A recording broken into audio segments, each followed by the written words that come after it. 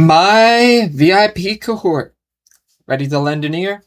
We're going to go into a topic that's honestly a little underrated. And I am not a professional in this, yet I have read about it in some detail. The thing that I want to look at is criminal psychology, as well as like more broader range of bringing a different idea into it.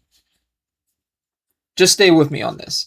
So the reason that I came to this with like criminal psychology is, well, we get a lot of psychology and like persuasion, cognitive behavior therapy, and so forth. Yet, what's the thing that we can understand most about like criminality? If we can understand what brings about this, then we have a better playbook of doing whatever we want. Let's take for regard how Robert Cialdini did his like influence book with the 6 laws and then his persuasion with the 7th law afterwards. If we had the ability to take that same model framework and then build it out under a criminal psychology, you now have a different lens of which you can examine things. And that's where I want to go off into today. I did create one. Just give me 1 sec and I'll get it up to you.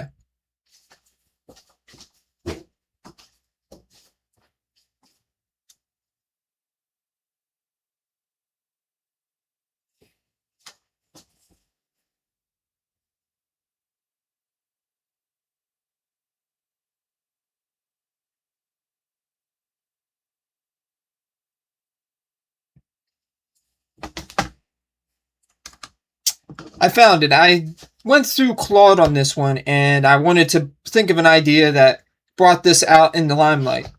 And I pretty much rewritten what the 7 laws there were, and then just reframed it to a criminal psychology one. So, like his first law on reciprocity, it said that it was debt, pretty much indebtedness. And that one made sense because the more that they go into the loaning and so forth, the more that they'll be giving it to you as a regard of interest and so forth because of the lending in the process.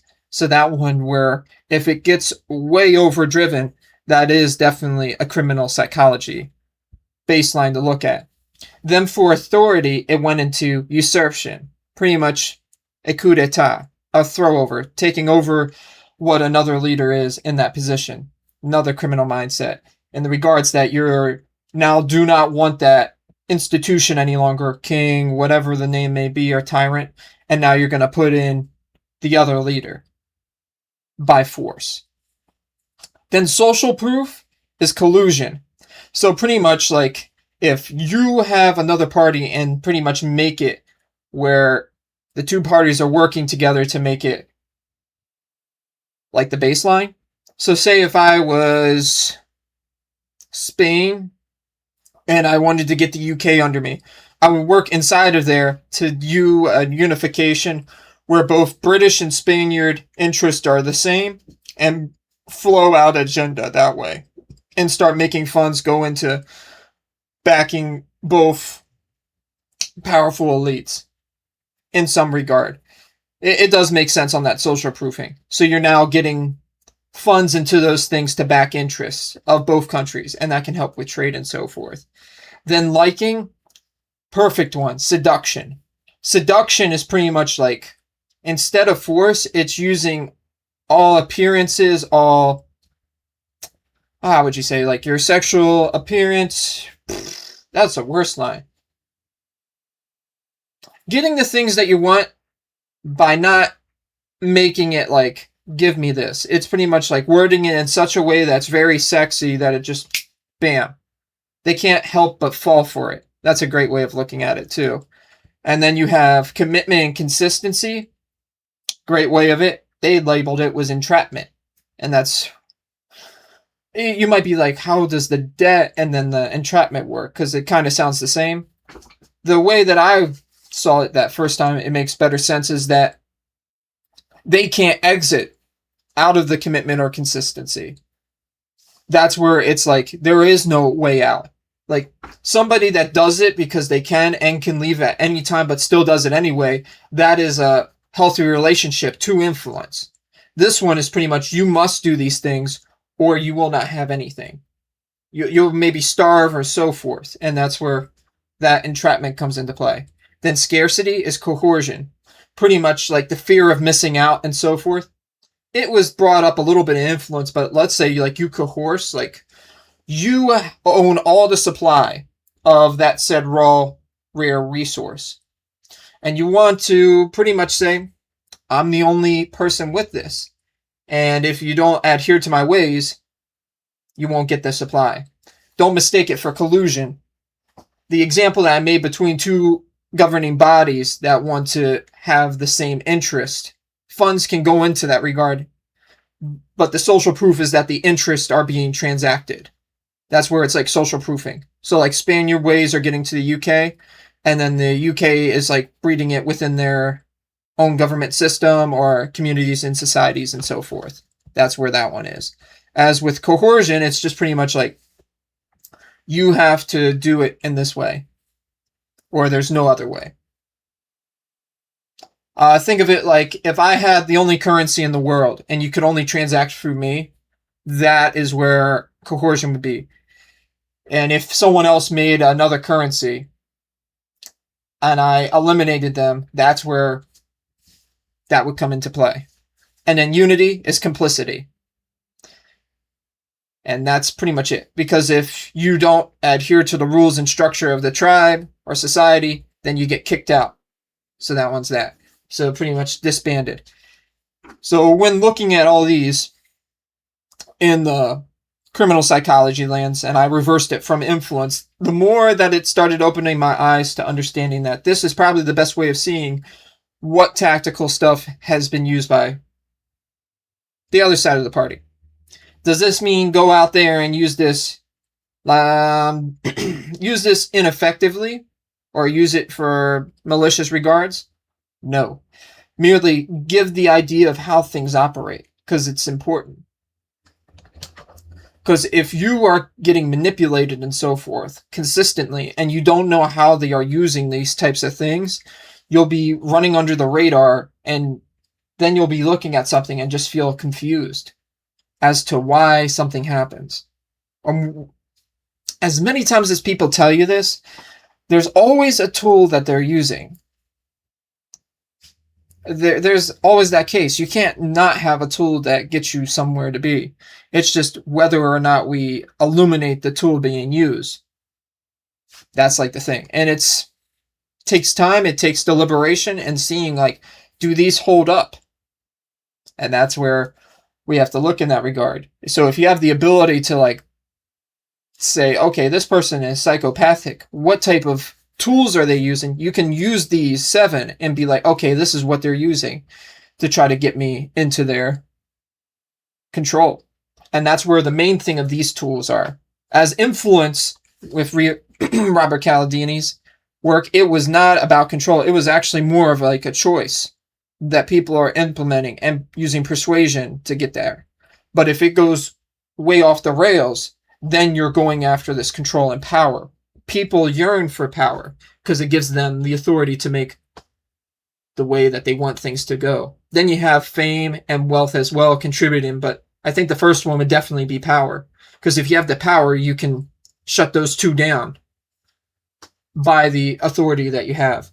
Not to say that those are not important. They could subsidize your own power and so forth. But those 3 work in relationship with one another. And it's like a counterbalancing act of which one is best suited. Saying like, let's think into the regards like, you have the richest person in the world, and then you have a president of a country, and then you have like a celebrity.